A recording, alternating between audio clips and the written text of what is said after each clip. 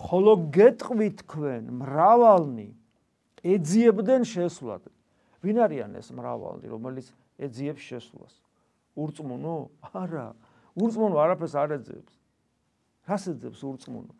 ურწმუნო ცხოვრობს რა ჭამოს და ცხოველივით არის საწყალი ურწმუნო. რა საშინელებაა ურწმუნოება? ისედაც რა მძიმეა ეს ცხოვრება, კიდე ურწმუნო რო ხარ. არა, აქ მორწმუნეზეა საუბარი. მრავალი ეძიებდნენ შესვლად და ვერ უძლონ. ანუ ვერ ახერხებენ, გესმით? ვერ ახერხებენ, ვერ ჯობნიან თავიან დაცემულ ბუნებას. ვერ ჯობნიან. იმიტომ რომ სისხლამდე წინა არ აღუდგებიან ცოდვას. ესეც ხო პავლე მოციქულის სიტყვებია.